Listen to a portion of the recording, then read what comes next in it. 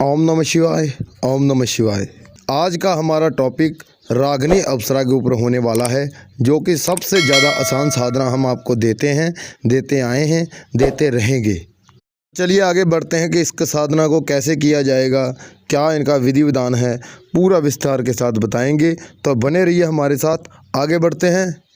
सबसे पहले आपने छोटा दीपक लेना है, जो मिट्टी का दीपक होता है छोटा, वो आपने दीपक लेना है।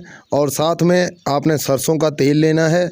और बाती आपने कलावे की डालनी है, रुई की बाती नहीं डालेंगे, कलावे की, जो हाथ पर कलावा बांधते हैं उस कलाई की आपने बाती डालनी है। और साथ में आपने धूप लेना है, अच्छी क्वालिटी वाला, जहाँ अगरबत्ती भी ले सकते हैं। और थोड़ा सा आपने इत्र लेना है। इत्र आपने अच्छी खुशबू वाला लेना है, जिसकी बहुत अच्छी स्मेल हो, वो आपने इत्र ले लेना है। आपको इतनी सामग्री ही चाहिए और हमको ज़्यादा सामग्री नहीं चाहिए। जो हमने आपको सामग्री बताई है यही सामग्री लगेगी। इसमें ज़्यादा आपका खर्च भी नहीं होगा, ज़्यादा आपका पैसा वेस्ट नहीं होगा। तो इसलिए हम आपको वही साधना देते हैं जिसमें आपका खर्चा और पैसा बहुत कम लगे। इस साधना में भी बहुत कम पैसा लगेगा। जो हमने पहले आपको सामग्री बताई है वही सामग्री लेनी है, और आपको किसी भी प्रकार की कोई भी चीज़ लेने की ज़रूरत नहीं है।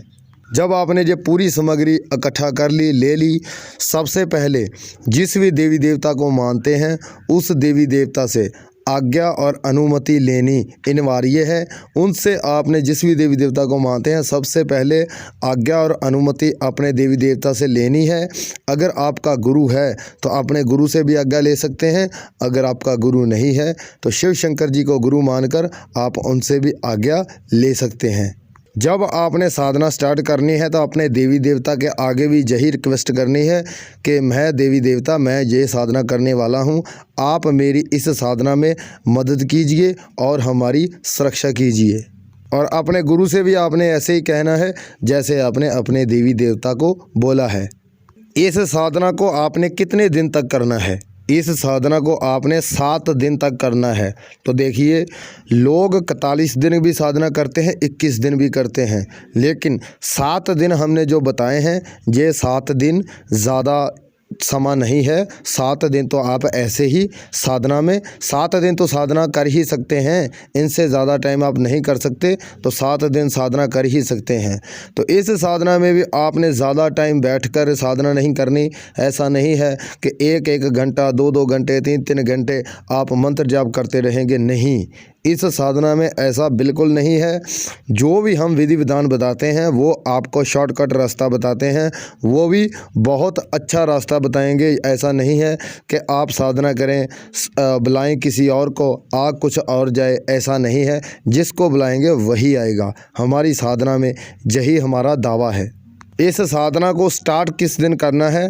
एतवार का दिन है जो, उस दिन आपने इस साधना को स्टार्ट करना है। रात्रि काल की साधना है। रात को आपने, जैसे मान लीजिए आज एतवार है तो आपने आज रात को ही इस साधना को स्टार्ट करना है। रात को 11 बजे से लेकर 12 बजे के बीच बीच आपने इस साधना को कंप्लीट कर देना है। जो हम आपको विधि विधान बताने वाले हैं वो आपने 1 घंटे के अंदर ख़त्म कर देना है।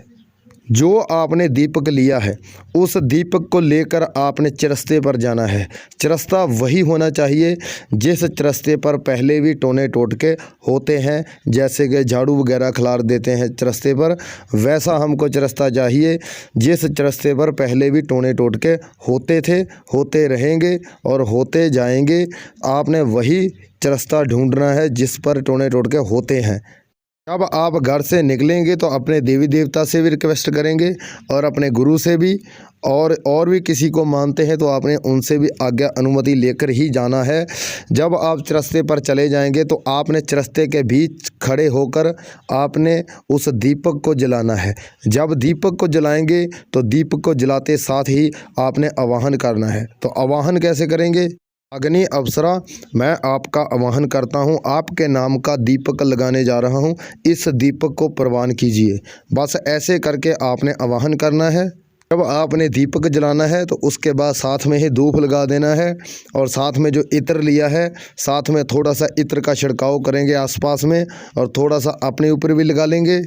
जो दीपक आपने साधना में पहले दिन यूज़ किया है वही दीपक 7 दिन तक चलेगा। ये आप हिसाब किताब लगा लीजिए। जैसे आपने 1 घंटे की साधना है, 1 घंटे में कर लिया सब कुछ, उसके बाद आपने अपने घर में चले जाना है, पीछे मुड़कर हरगिज़ नहीं देखना।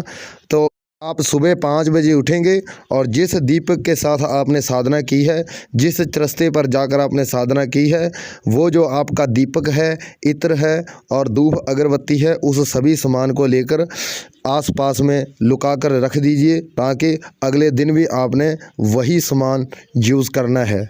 अब आपने आवाहन कर दिया, उसके बाद आपने छोटा सा मंत्र जाप करना है। मंत्र कोई बड़ा नहीं है, मंत्र बहुत आसान है। तो मंत्र बता देते हैं। रागिनी अप्सरा पर तक्षीकरण अगच्छागच्छ स्वाहा। रागिनी अप्सरा पर तक्षीकरण अगच्छागच्छ स्वाहा। रागिनी अप्सरा पर तक्षीकरण अगच्छागच्छ स्वाहा। रागिनी अप्सरा पर तक्षीकरण अगच्छागच्छ स्वाहा। ऐसे आपने मंत्र जाप करना है, जैसे कि हमने आपको बताया है, ऐसे ही आपने मंत्र जाप करना है। और इस मंत्र को आपने 7 बार जाप करना है। 7 बार जैसे ही आपने जाप कर लिया तो सीधा अपने घर में चले आना है, पीछे मुड़कर हरगिज़ नहीं देखना। और सुबह सुबह उठेंगे, जिस दीपक के साथ आपने साधना की है उस दीपक को उठाकर आसपास में रख देंगे, ताकि आप कल को भी जब साधना करेंगे तो आप वही दीपक ले पाएँ। खड़े होकर ही आपने मंत्र जाप करना है, ना कि बैठकर। आपको कोई आसन की ज़रूरत नहीं है। अगर आपको डर लगता है, यानी कि कुछ ऐसे भी साधक होते हैं जो चाहते हैं साधना भी कर लें और हमको डर भी लगता है, ऐसे भी साधक होते हैं, तो होते नहीं है। तो आपने क्या करना है, काल भैरव जी का साबर मंत्र यानी कि सुरक्षा मंत्र आपने ले लेना है। अपने घर से ही आपने 21 बार उस मंत्र को जाप करके अपने ऊपर फूंक लगा लेनी है। और जब जहाँ पर जाकर आपने साधना करनी है रास्ते पर, वहाँ पर जाकर भी सबसे पहले आपने 21 बार काल भैरव जी का सुरक्षा मंत्र 7 बार जाप कर लेना है। उसके बाद अपने ऊपर फूंक मार लेना है कि दुनिया की कोई ताकत भी आपको हाथ नहीं लगा पाएगी, कोई भी शक्ति आपको टच नहीं कर पाएगी, अगर आप काल भैरव जी का सुरक्षा मंत्र ले लेते हैं। जो साबर मंत्र होता है ये अपने आप में ही स्वयं ही सिद्ध होता है, तो इनको सिद्ध करने की कोई ज़रूरत नहीं होती।